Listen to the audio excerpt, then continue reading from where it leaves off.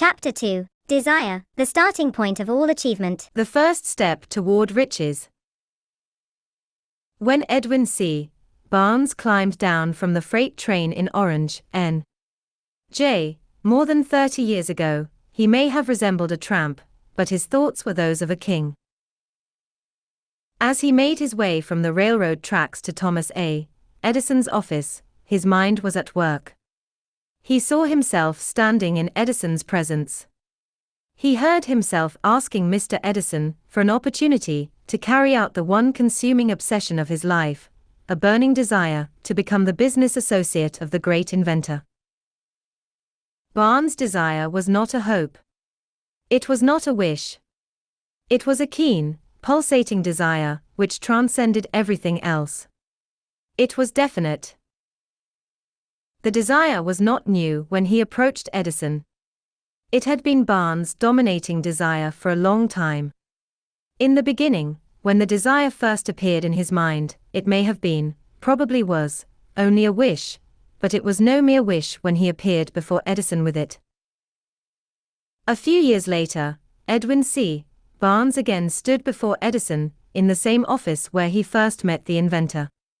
This time his desire had been translated into reality. He was in business with Edison. The dominating dream of his life had become a reality. Today, people who know Barnes envy him, because of the break life yielded him. They see him in the days of his triumph, without taking the trouble to investigate the cause of his success. Barnes succeeded because he chose a definite goal, placed all his energy, all his willpower, all his effort, everything back of that goal. He did not become the partner of Edison the day he arrived. He was content to start in the most menial work, as long as it provided an opportunity to take even one step toward his cherished goal. 5 years passed before the chance he had been seeking made its appearance. During all those years not one ray of hope, not one promise of attainment of his desire had been held out to him.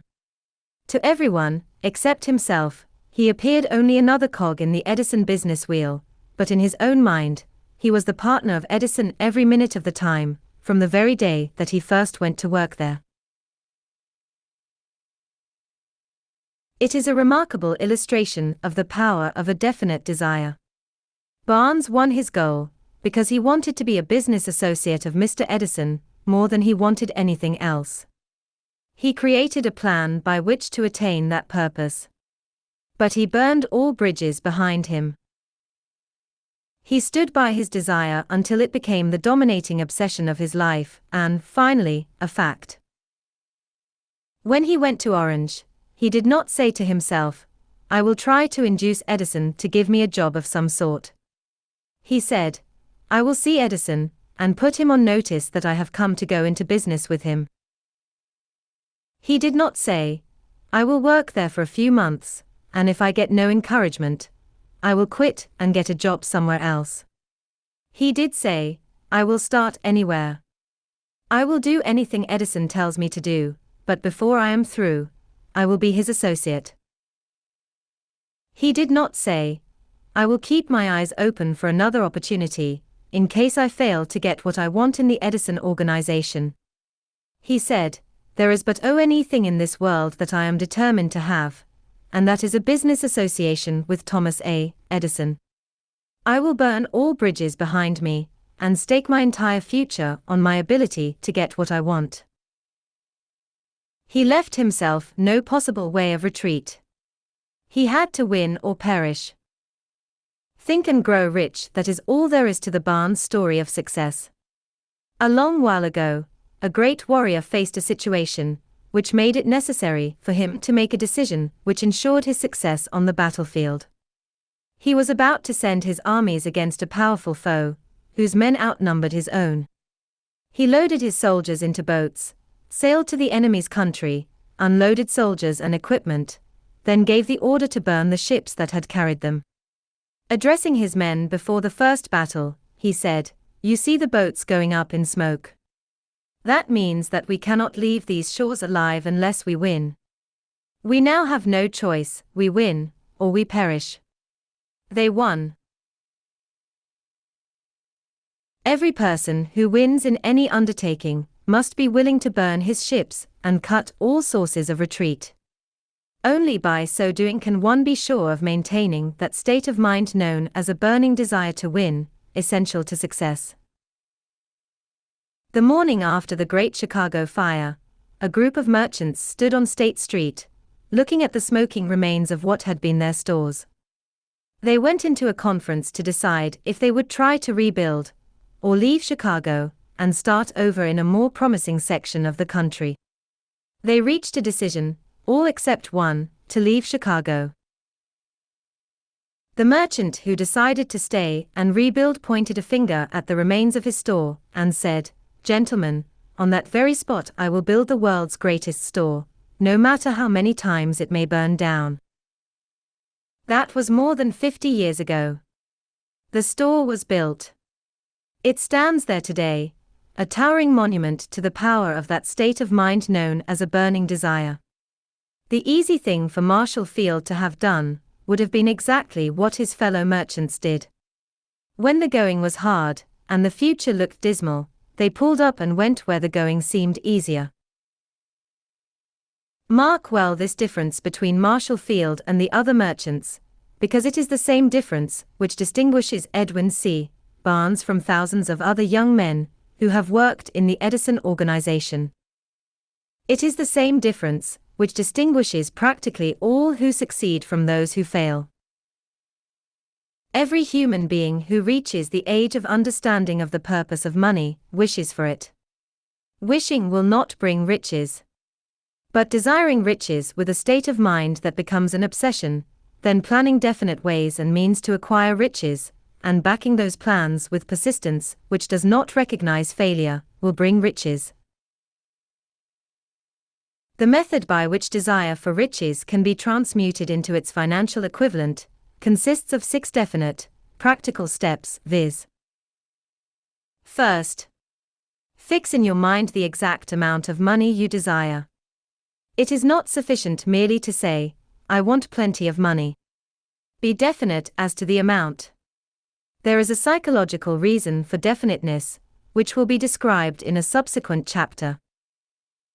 Second, determine exactly what you intend to give in return for the money you desire.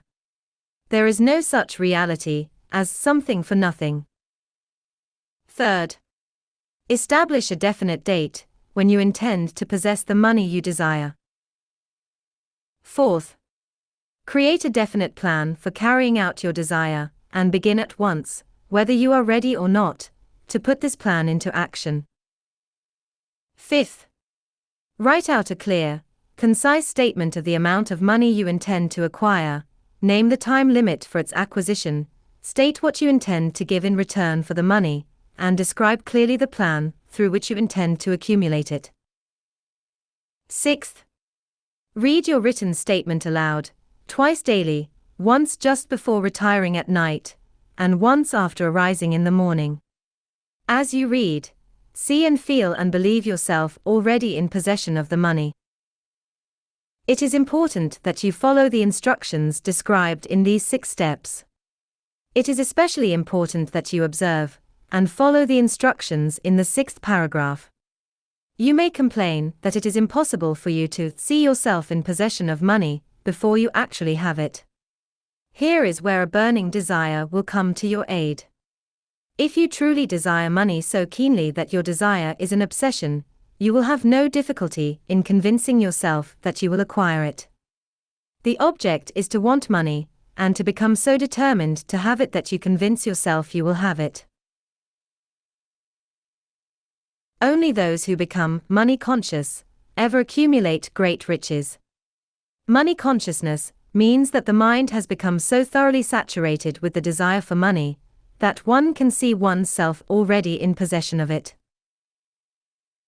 To the uninitiated, who has not been schooled in the working principles of the human mind, these instructions may appear impractical.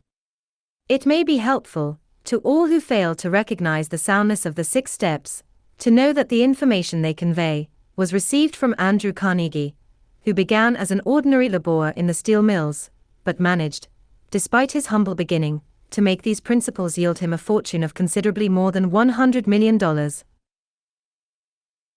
It may be a further help to know that the 6 steps here recommended were carefully scrutinized by the late Thomas A. Edison, who placed his stamp of approval upon them as being not only the steps essential for the accumulation of money, but necessary for the attainment of any definite goal.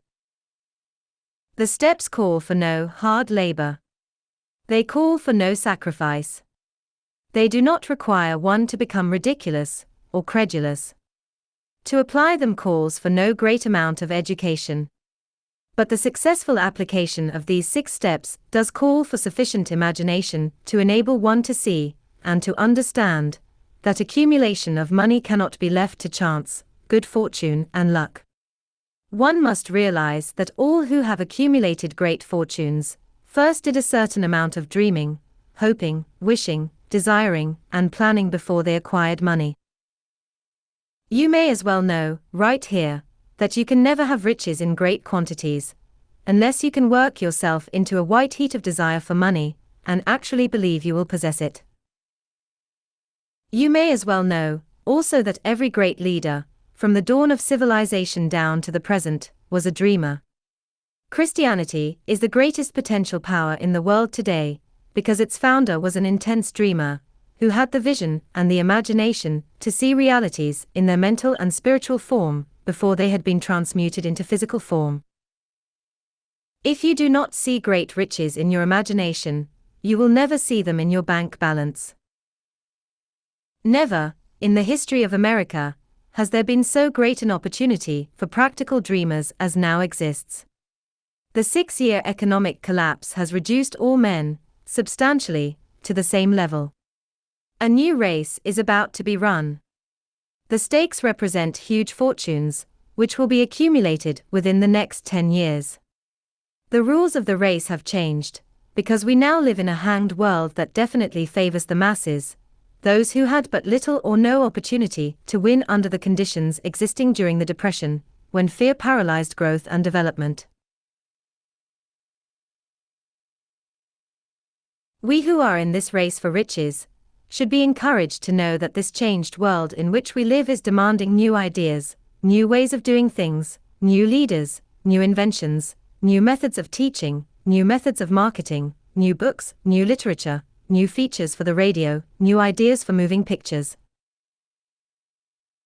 Back of all this demand for new and better things, there is one quality which one must possess to win, and that is definiteness of purpose, the knowledge of what one wants, and a burning desire to possess it.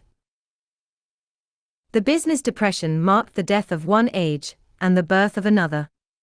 This changed world requires practical dreamers who can, and will put their dreams into action. The practical dreamers have always been, and always will be the pattern makers of civilization.